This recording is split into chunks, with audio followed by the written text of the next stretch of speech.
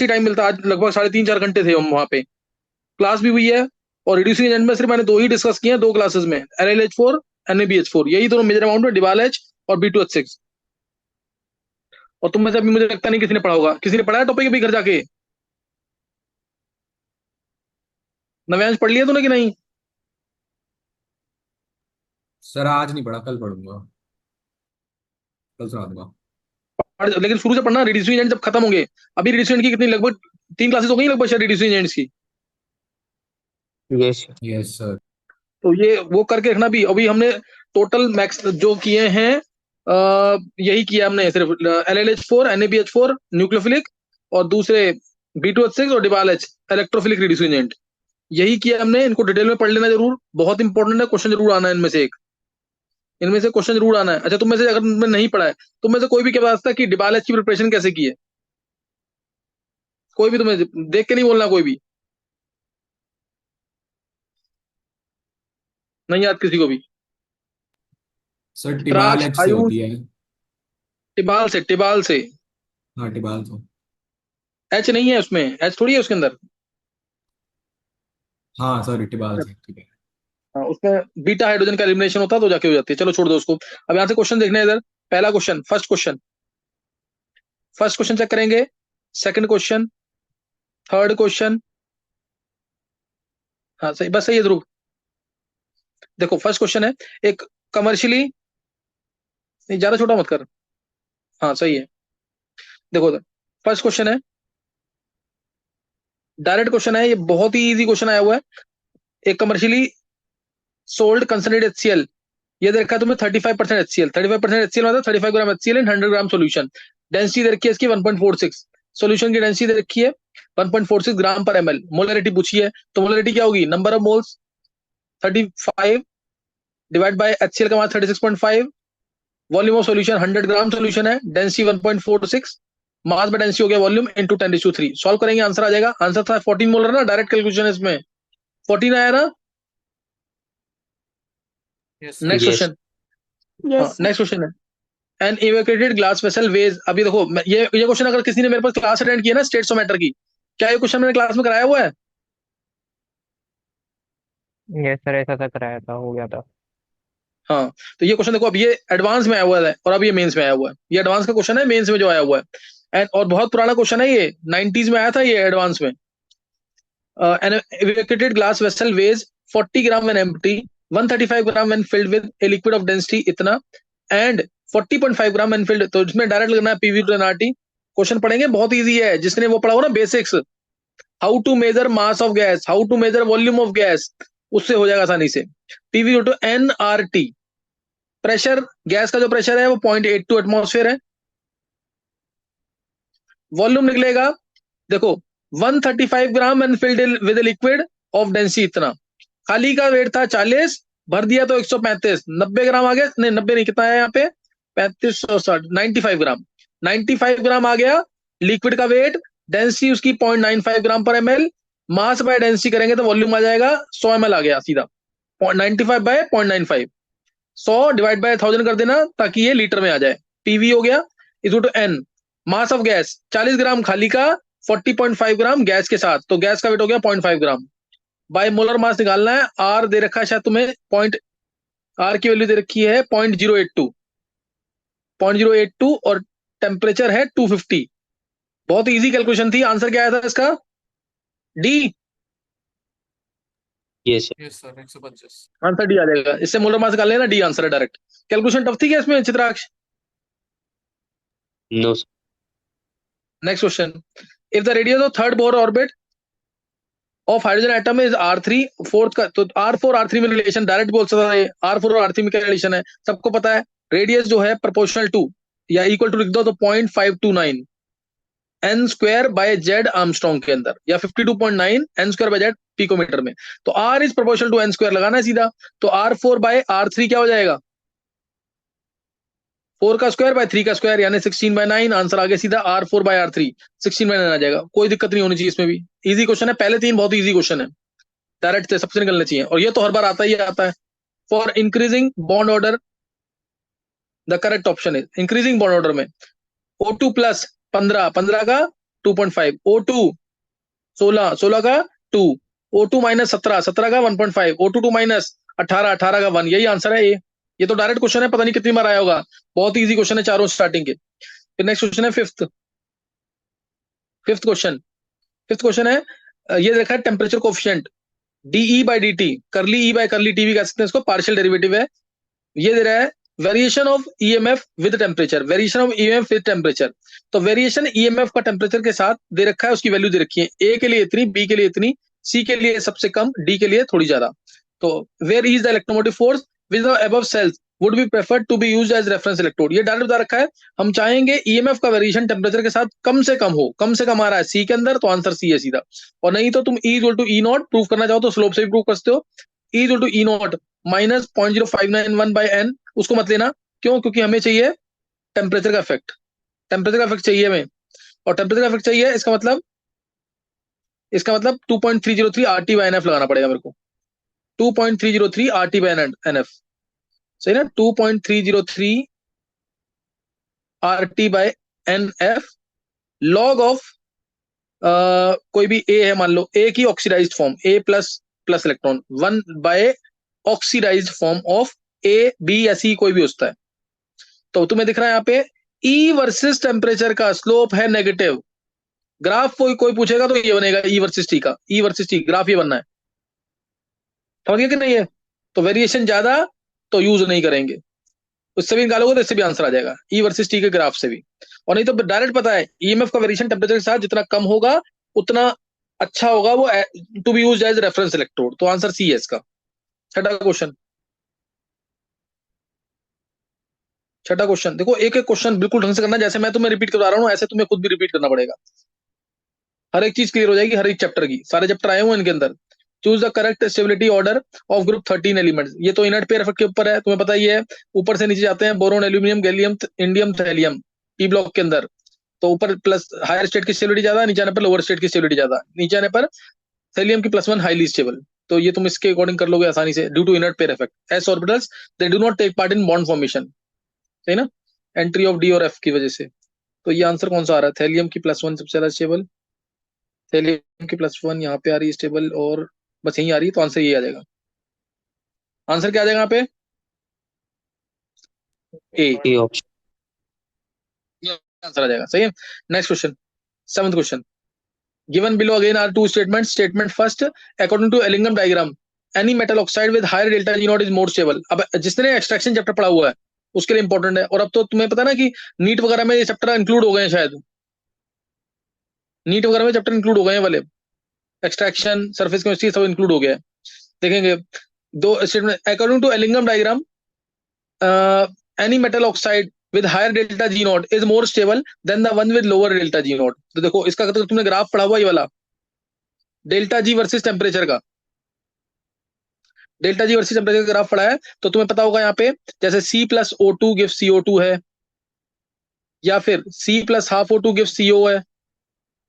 किसी का भी ग्राफ, किसी भी मेटल ऑक्साइड, ये तो मेटल ऑक्साइड नहीं है, ये कार्बन के नॉन मेटल के ऑक्साइड है। तो जैसे Ag plus half O2 gives Ag2O है, मेटल आ गया ना। Cu plus O2 gives Cu2O या CuO है।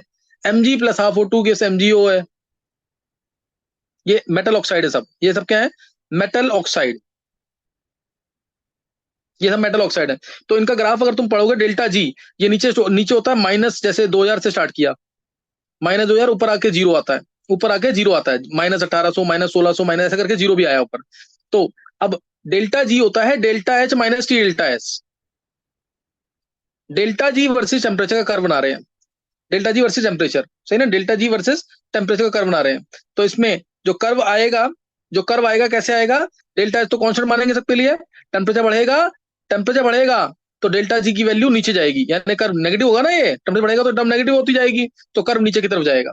तो कर्व का है जाएगा नीचे की तरफ, नीचे की तरफ जाएगा, लेकिन डेल्टा एस पे डिपेंड करेगा। डेल्टा एस की वैल्यू किसी भी मेटल ऑक्साइड के लिए निकालोगे तो मेटल भी सॉलिड, मेटल ऑक्साइड भी सॉलिड, तो डेल्टा एस की वैल्यू हमेशा आएगी नेगेटिव, क्योंकि प्रोडक्ट्स में एंट्रोपी कम है, प्रोडक्ट सॉलिड है ना, प्रोडक्ट की एंट्रोपी कम है, तो डेल्टा एस नेगेटिव है। टेम्परेचर बढ़ाने से कर्व कैसे जाएगा? ऊपर की तरफ। क्या क्लियर है ये? क्या क्लियर है ये? ये कर्व सर। जाएगा ऊपर की तरफ। ये जैसे मैग्नीशियम का कर्व ऐसे गया, Al2O3 का कर्व ऐसे गया। अब तुम्हें देखो, जो मेटल ऑक्साइड का कर्व, जिस मेटल ऑक्साइड का कर्व नीचे है, वो ऊपर वाले ऑक्साइड को, उसका मेटल, जैसे ये Mg से MgO का कर्व है, ऊपर है मान लो Al से Al2O3 का, जो नीचे वाला है ना, उसका रिएक्टेंट यानी मेटल ऊपर वाले के ऑक्साइड को रिड्यूस करेगा, ऊपर वाले के ऑक्साइड को रिड्यूस करेगा। ऐसा होता है, जिसका कर्व नीचे, वो ऊपर वाले के ऑक्साइड को रिड्यूस कर देगा। टेम्परेचर बढ़ाने पे देखो, इस पॉइंट के बाद उल्टा हो गया, इस पॉइंट के बाद, ये जो पॉइंट मार्क किया मैंने, इसके बाद एल्यूमिनियम जो है वो MgO को रिड्यूस कर देगा हायर टेम्परेचर पे। तो इसे अब तुम स्टेटमेंट रीड करोगे तो आंसर निकल जाएगा, पहली स्टेटमेंट गलत है। According to Ellingham diagram, any metal oxide with higher delta G naught is more stable. Is more stable, ये तो गलत हो गया ना। जिसका डेल्टा जी नॉट लोअर है, जैसे Mg का डेल्टा जी नॉट लोअर है, तो MgO जल्दी बनेगा ना, ये डेल्टा जी नेगेटिव, तो ये जल्दी बनेगा MgO। तो इसकी ऑक्साइड स्टेबल है Mg की, रादर देन अगर ऊपर Al है तो Al2O3 की। अकॉर्डिंग टू एलिंगम डायग्राम बता रहा हूं मैं, जिसका कर्व नीचे उसकी ऑक्साइड स्टेबल, जिस क्यों को उसका डेल्टा जी नॉट ज्यादा नेगेटिव। और दूसरी लाइन तो यही है, the metal involve in the, मैं हटा रहा हूं पर ये जो नीचे है, जिसका जो कर्व नीचे है वो ऊपर वाले के ऑक्साइड को रिड्यूस करेगा, जो कर्व नीचे है वो ऊपर वाले के ऑक्साइड को रिड्यूस करेगा। जिसने पढ़ा है ना उसको समझ आ गया होगा जो मैं बोल रहा हूँ, क्योंकि एलिमेंट डायग्राम ही एक्सट्रैक्शन चैप्टर में ऐसा टॉपिक है जो समझाने वाला है, बाकी सब हो जाएंगे खुद। तो इसमें पहली स्टेटमेंट गलत आएगी, इसमें पहली स्टेटमेंट गलत आएगी। जिसने पढ़ा होगा ना उसको समझ आ गया होगा, अदरवाइज तो नहीं समझ आता फर्स्ट टाइम पे। फिर नेक्स्ट क्वेश्चन है, ये है हमारा हाइड्रोजन चैप्टर से, 2HSO4 नेगेटिव का एक्वस फॉर्म में, ये एक्वस फॉर्म में अगर इसका इलेक्ट्रोलिसिस किया फिर हाइड्रोलिसिस किया तो ये मिला, साथ में 2H प्लस और मिलता है AH2O2। बहुत ही सिंपल प्रिपरेशन है किसकी, H2O2 की। H2O2 मिल गया। इसका डाई हेड्रल एंगल पूछा है, dihedral angle, angle between two planes, अभी बताया मैंने किसके अंदर, जब तुमने पढ़ा कन्फर्मेशंस। ये ओपन बुक है, ये होता है, ये थे ऑक्सीजन यहाँ, ऑक्सीजन यहाँ, एक एच यहाँ, एक एच यहाँ। तो जो एंगल बोल रहा है ये वाला एंगल बोल रहा है, ये वाला एंगल। तो सॉलिड में एंगल कम, गैस में एंगल ज्यादा, सॉलिड में एंगल कम, गैस में एंगल ज्यादा। तो इसमें आ जाएगा answer dyad angle in product A, solid phase. Solid phase में पूछा ना, सॉलिड फेज में 90.2 का होता है, ये याद करना पड़ेगा तुम्हें। जिसने हाइड्रोजन चैप्टर पढ़ा हुआ है उसको पता होगा, बहुत छोटी चीज है और बहुत इंपॉर्टेंट चीज है। सही ना, बहुत छोटी और बहुत इंपॉर्टेंट चीज है। और 110 के आसपास एंगल आता है अगर गैस फेज होता तो। ये कर लेना, ये इंपॉर्टेंट चीज है काफी। देखो, the correct order of melting point, melting point वाला क्वेश्चन भी बहुत इंपॉर्टेंट है ये इसको मैंने याद भी कराया हुआ है एस ब्लॉक के अंदर, एस ब्लॉक के अंदर याद कराया हुआ पूरा डिटेल में। बेरिलियम मैग्नीशियम का काम हो गया था, लीस्ट आता मैग्नीशियम का। याद है किसी को रीजन क्या था इसका? मैग्नीशियम की पैकिंग थी HCP में, और HCP में पैकिंग होने के बाद एक लेंथ इसकी बढ़ गई थी, कुछ याद आया? ये लेंथ, एक लेंथ इसकी बढ़ जाती है।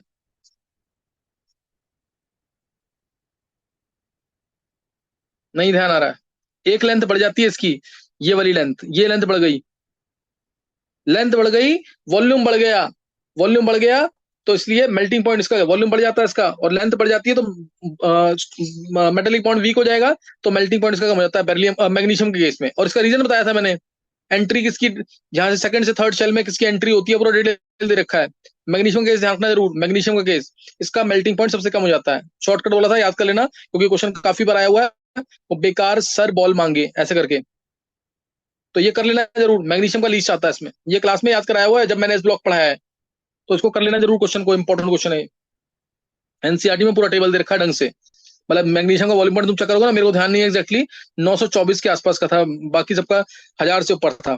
सही ना, बाकी सबका 1000 से ऊपर है, इसका 924 के आसपास है, ये याद करवा रखा है मैंने क्लास में जब तुमने ये पढ़ा है, क्या नाम है, एस ब्लॉक, एस ब्लॉक में याद कराया हुआ पूरा।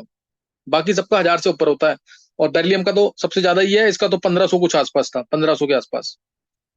क्वेश्चन नंबर 10,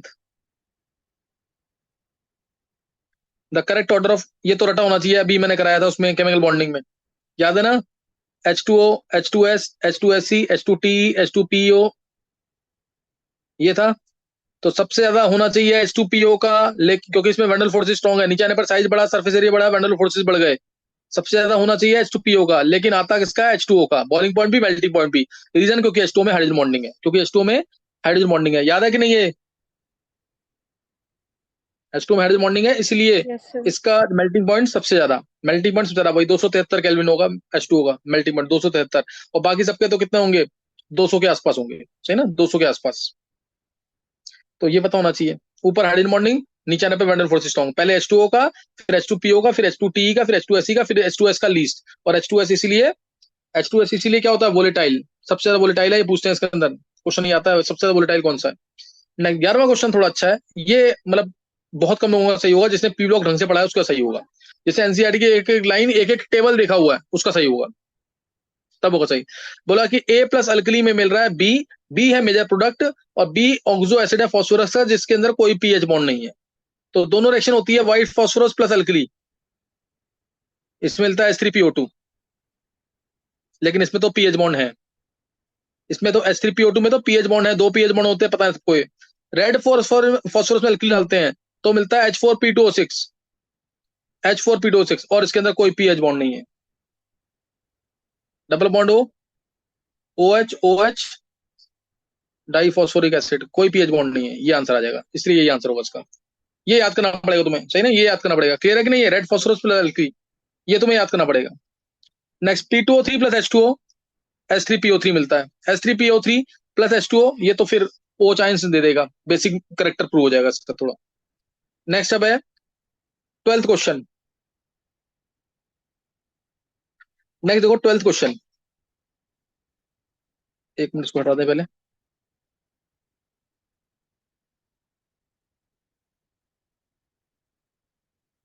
एक मिनट रुकेंगे, देखो 12th क्वेश्चन है, कहाँ गया, ये रहा। पोलर स्ट्रेटोस्फेरिक क्लाउड्स, ये क्वेश्चन मतलब बहुत बार आया था 21 और 22 के पेपर में, ये बहुत बार आया था क्वेश्चन। तो ये है हमारा एनवायरमेंटल केमिस्ट्री से, सही ना, एनवायरमेंटल केमिस्ट्री से क्वेश्चन है ये। Polar stratospheric clouds facilitate the formation of, देखो पोलर जो स्ट्रेटोस्फेरिक क्लाउड्स होते हैं, ये बनते हैं हमारे विंटर सीजन में, ये विंटर सीजन में बनते हैं। और समर में क्या काम चल रहा होता है, समर सीजन में जो नाइट्रोजन डाइऑक्साइड होती है NO2 और CH4, ये दो गैसेज होती हैं, और रिएक्ट करती हैं ये ClO रेडिकल के साथ, ये रिएक्ट करती है ClO रेडिकल के साथ, क्लोरीन मोनोऑक्साइड के साथ, या क्लोरीन के फ्री एटम्स के साथ, या क्लोरीन के फ्री एटम्स के साथ, ये गैसेज रिएक्ट करती हैं।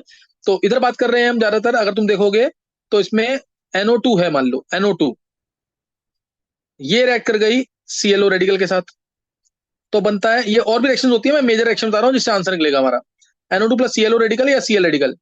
तो इससे क्या बन जाएगा, ClO NO2, ClO NO2 ये बन जाएगा। और उसके बाद ये हुआ हमारा समर सीजन में काम, ये समर सीजन में काम होता है, ये वाला ClO NO2 बन जाता है। और विंटर सीजन में पोलर स्ट्रेटोस्फेरिक क्लाउड्स के अंदर, पोलर यानी वाटर होगा उसके अंदर, हाइड्रोलिसिस हो जाएगा इसी का, ClO NO2 इसका हाइड्रोलिसिस हो जाएगा विंटर के अंदर, ये विंटर में हो रही रिएक्शन। तो यहां से क्लीवेज Cl प्लस के साथ OH आयंस जाएंगे, और ONO2 नेगेटिव के साथ H प्लस जाएगा, यानी मिल जाएगा HOCl, हाइपोक्लोरस एसिड साथ में नाइट्रिक एसिड, हाइपोक्लोरस एसिड साथ में नाइट्रिक एसिड, तो इसका आंसर ये आएगा, सही ना, तो ये आंसर आ जाएगा। तो उसको कर लेना, आगे जाके भी कहीं ना कहीं काम आ जाएगा, याद कर लेना इसको जरूर, जो चीज याद करने वाली याद करो साथ साथ। 13th question, 13th question, 13th question है Lassaigne's test when both nitrogen and sulphur present, nitrogen sulphur दोनों प्रेजेंट है, तो तुम्हें पता है Na plus S plus C plus N, nitrogen के एस्टिमेशन के समय बनता है NaSCN। वही क्वेश्चन पूछा डायरेक्ट एनसीईआरटी वाला, एनसीईआरटी का डायरेक्ट क्वेश्चन है ये। Na plus S plus C plus N, nitrogen and sulphur both are present in organic compound, sodium thiocyanate is form, बन गया ये। और उसके बाद बन गया if both nitrogen and sulphur present in an organic compound then excess of sodium used in, excess, ये sodium तो एक्सेस में डलता ही है, ये इसको डिकम्पोज कर देगा, Na प्लस NaSCN, ये इसको डिकम्पोज करके बना देता है Na2S प्लस NaCN। बस यही रिएक्शन है, बहुत कॉमन रिएक्शन है, सोडियम का एक्सेस ऑफ सोडियम का क्या पर्पस, ये 2Na होगा यहाँ पे, ये 2Na होगा। क्लियर है कि नहीं ये, तो ये दोनों स्टेटमेंट सही है ना इसमें, इसमें दोनों स्टेटमेंट सही है, वो चेक करना, यस। इसमें दोनों स्टेटमेंट सही आएंगी। उसके बाद नेक्स्ट क्वेश्चन 14th, देखो 14th क्वेश्चन है C7H5O2 है ना, ये C7H5O2 होल ट्वाइस सनलाइट के प्रेजेंस में, पहले X दे रहा है फिर ट्वाइस ऑफ, जिसने बहुत ढंग से पढ़ा होगा ना मार्कोनिकस रूल वगैरह, तो उसमें एंटी मार्कोनिकस रूल वगैरह तो उसको पता होगा, या फ्री रेडिकल की रिएक्शन बहुत डिटेल में पढ़ रखी है। और लास्ट ईयर जिसने मेरे पास किया हुआ है, मैंने बहुत डिटेल में ये पढ़ाया था, फ्री रेडिकल एडिशन सब्स्टिट्यूशन सब, तो उसमें पेरोक्साइड तो यूज करते ही थे हम, और पेरोक्साइड में एग्जाम्पल ज्यादातर हम R2O2 लेके कर लेते थे। तो R2O2 सनलाइट के प्रेजेंस में RO रेडिकल देता था 2 मोल्स, और R यहाँ पे क्या होता था, CCH5CO। याद आया कुछ कि नहीं? ये इस टाइप से रेडिकल होता था। तो इसके अंदर क्या करेंगे, C6H5 C double bond O। ये इसको देखते समझ आना चाहिए, twice of this plus 2CO2। इसको देखते समझ आना चाहिए कि ये बेंजोइल पेरोक्साइड है, ये बेंजोइल पेरोक्साइड है। C7 लिखा है, देखो इस किस तरह से लिख दिया है कि समझने में दिक्कत आए। C7H5O2 होल ट्वाइस, ये रहा C7H5O2 होल ट्वाइस। तो इसको जब सनलाइट के रेंज में करते हैं तो यहां से क्लीवेज, यहां से cleavage, twice of C6H5 C double bond O radical आएगा। और उसके बाद CO2 हाईली स्टेबल गैस है, ये इलेक्ट्रॉन इधर, ये इलेक्ट्रॉन इधर, तो ट्वाइस ऑफ फिनाइल रेडिकल और प्लस CO2, 2CO2, यही आएगा कि नहीं? तो अब ये आंसर तो दिख ही गया, यही है ना आंसर डी इसका। Yes sir. Yes. Chain initiation step में, chain initiation step of anti Markovnikov rule. Next sir यहाँ क्वेश्चन प्लस की 15। जगह एरो नहीं आना चाहिए था। कहाँ पे कह रहा है? सर एक्स जो है वो फिर टूट के देता ना CO2 और 2 6H2 पे। अच्छा अच्छा, हाँ ये करेक्शन होगी, ये तो, हाँ ये करेक्शन होगी, हाँ ये करेक्शन होनी चाहिए, प्लस का एरो, ये ध्यान रखना। ये ध्रुव मेरे को भेज दियो एक बार ठीक है सर। पेपर लिख करके ना। पेपर कौन सा है ये, 2022 का, 26 का पहला ना है? यस सर, ध्रुव लिख दियो एक 26 बार, का। पूरा प्रॉपर लिख दियो कि कौन सा है, सही है? ठीक है सर, ठीक। ये मैं करेक्शन करा दूंगा फिर। अब नेक्स्ट क्वेश्चन है, नेक्स्ट क्वेश्चन तो ग्रीनहार्ड एजेंट का डायरेक्ट क्वेश्चन है। देखो CH3 C double bond O CH2 C double bond O CH3, ये है। और डाला इसमें क्या है, MgBr। ये MgBr यहाँ होगा negative, negative strong negative charge होगा यहाँ पे, है कोवलेंट बॉन्ड लेकिन स्ट्रॉन्ग नेगेटिव चार्ज है। तो नेगेटिव चार्ज है, ये इस तरह से दिखा रहा हूं मैं इसको, ये नेगेटिव है, MgBr इधर, MgBr इधर, नेगेटिव इधर, नेगेटिव इधर, ये इलेक्ट्रॉन इधर, ये इलेक्ट्रॉन इधर, नेगेटिव नेगेटिव अटैक कर देंगे इस पे, डायरेक्ट अटैक करेंगे इस पे। और ये तुम्हें दिख रहा होगा यहाँ पे।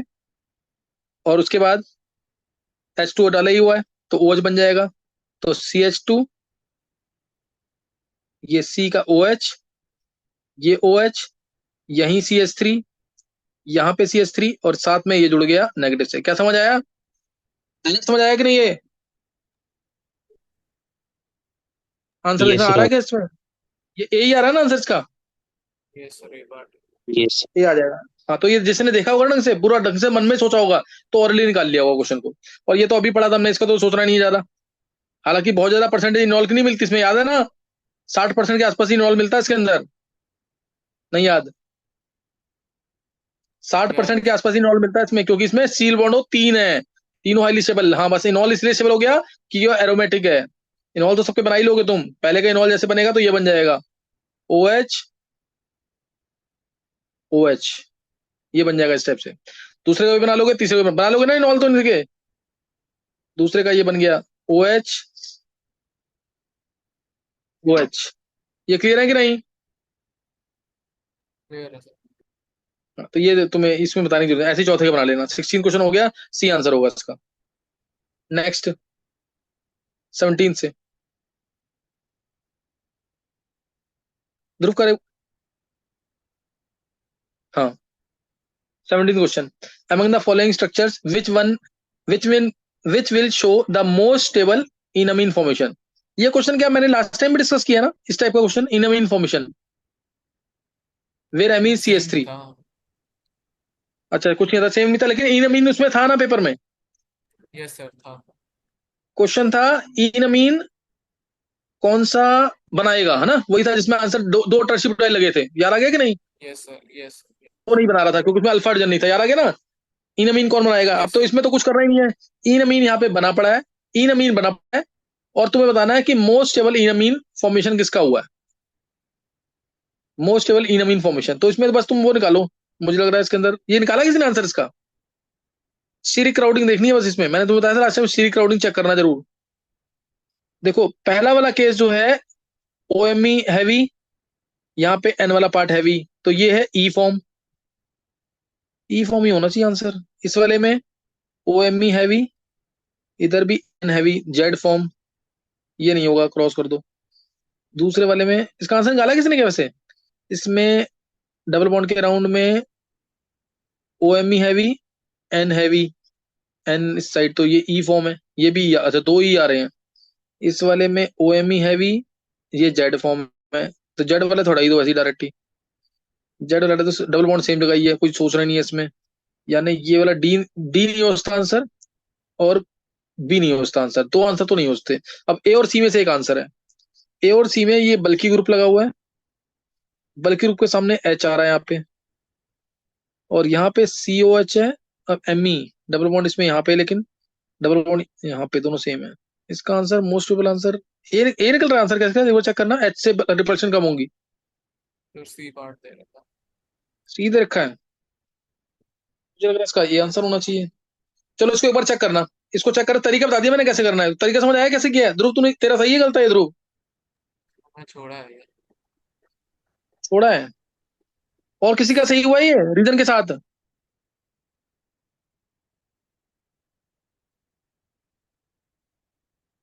क्योंकि मैंने जो आंसर दिए हैं वो दिए तो मैंने एनटीए वाले हैं, आंसर इसका ए आ रहा है।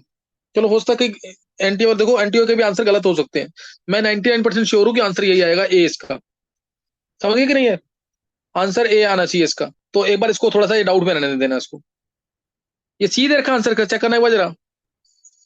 सर बट ये सी पार्ट नहीं हुआ क्योंकि यहाँ पे हमारा ये बड़ा सा ग्रुप लगा हुआ है डबल बॉन्ड के साथ ओ एम ई, और वो अपोजिट साइड है सी ओ एच के दूसरे केस में। अच्छा तो ये, नहीं तो ये तो यार देखना ध्रुव, ये वाला ओ एम ई और ये वाला एम ई, ये भी तो दोनों सेम साइड ही है इधर भी। नहीं सर, इधर तो सेम साइड है। आप इधर देखो, अगर सी ओ ओ एच के साथ जो ए पार्ट में ग्रुप है वो सी एच टू के हाँ, साथ ओ एम ई है, और जो सी पार्ट में है वो खाली देखो एम एक ई मिनट, लगा ध्रुव हुआ है, तो ध्रुव वहां पे। ध्रुव किसके साथ है, किसके साथ ओ एम ई, दोबारा बोल। ओ एम ई सर और एम ई हमारा को कह जो रहा है ए, क्या तू? नहीं सर, जो ए पार्ट है हमारा, हाँ, उसमें हमारा सी ओ ओ एच के जो पास वाला ग्रुप है वो बड़ा ग्रुप है। ए पार्ट में। तो हाँ, ए पार्ट में वो दिक्कत नहीं देगा। नहीं तो, अच्छा तू कह रहा है सीओएच के साथ ओएमई बड़ा वाला है, और इधर सीओएच के साथ एमई हाँ बड़ा है, ये कह रहा है तू? हाँ हाँ हाँ। लेकिन ये तो ऑपोजिट साइड है ना, इसके साथ पास तो एच ज्यादा नहीं है पास, ये एच जो है नीचे। हाँ सर, मैं आपकी बात मान रहा हूँ, पर वो पूरा एज अ ग्रुप लेंगे ना हम। यार दोनों ऑपोजिट होते हैं 120 के एंगल पे, तो कुछ तो दूर होगा कि नहीं ध्रुव? नहीं सर, बात तो सही है आप। है, तू बता। सर मैं तो अटेम्प्ट नहीं किया, मुझे डाउट था इसलिए। चल मेरे को थोड़ा डाउट है इसमें, 99% मैं श्योर हूँ इसका आंसर चाहिए, हो सकता है एनटीए का गलत हो उसके अंदर। कई बार हो जाता है ऐसा, ऐसा नहीं कि पूरा 100% एनटीए वाले करेक्ट ही होंगे। इसका आंसर मेरे अकॉर्डिंग ए होगा। बाकी आयुष है, चित्राक्ष है, अर्पित है, सोचना है इसको क्वेश्चन को, या किया है तो बताओ अभी क्लास के अंदर।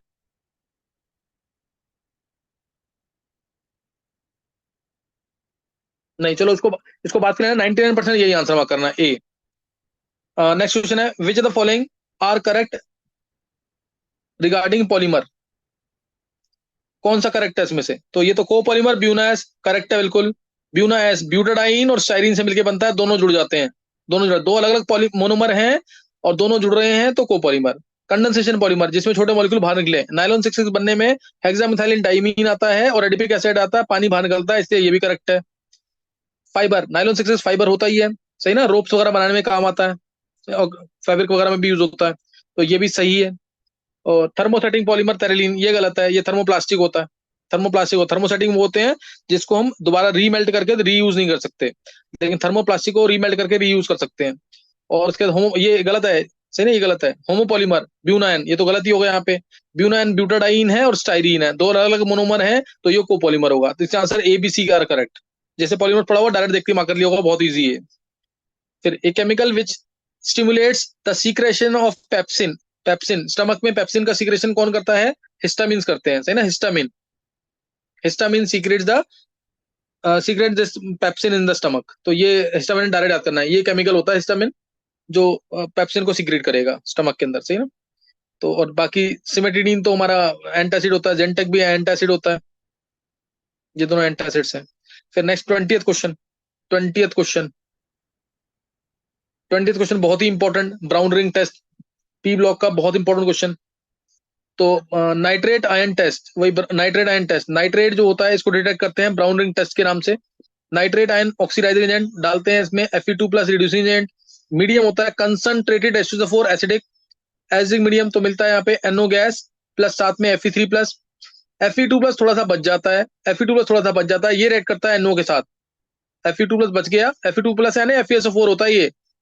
Fe2+ plus NO plus 5H2 plus 5H2, ये दे देगा FeH2O होल 5 NO, और साथ में बाहर SO4 कह लो या 2+, SO4 कह लो या 2+। ध्यान रखना इधर आयरन की स्टेट आती है +1, IIT ने बहुत बार पूछा हुआ है। X + 5 × 0 नाइट्रो NO जो है यहाँ पे +1 वाला है nitrosonium ion, not nitrosyl. Nitrosyl होता तो NO0 वाला होता।